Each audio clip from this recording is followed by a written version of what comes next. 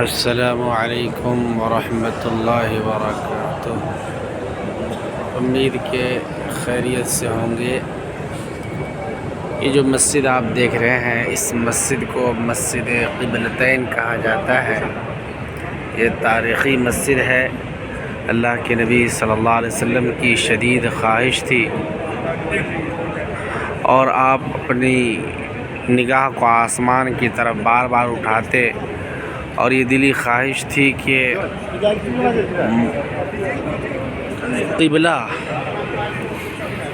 یہ بیت المقدس کے بجائے خانہ کعبہ ہو جائے، جو حضرت ابراہیم علیہ السلام کے ہاتھوں تعمیر ہوا، وہ قبلہ بن جائے نمازیوں کے لیے، امت مسلمہ کے لیے۔ اللہ کے نبی صلی اللہ علیہ وسلم کی شدید خواہش تھی۔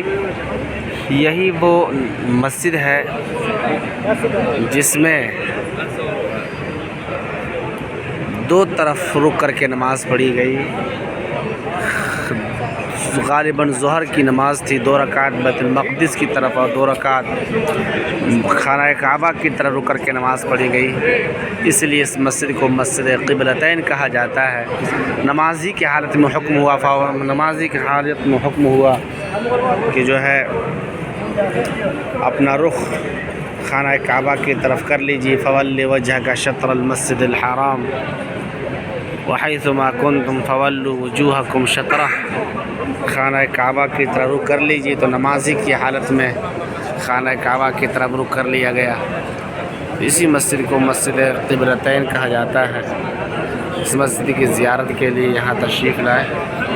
اللہ تبارک و تعالی ہم سب کو مقامات مقدسہ اور تاریخی مکانوں کی زیارت کی توفیق دے، تاکہ عبرت و نصیحت حاصل کر سکیں، اور صحابہ کرام نبی صلی اللہ علیہ وسلم کے طریقے پر اپنی زندگی گزار سکیں۔ اللہ تبارک و تعالی ہم سب کے نیک اعمال قبول فرمائے۔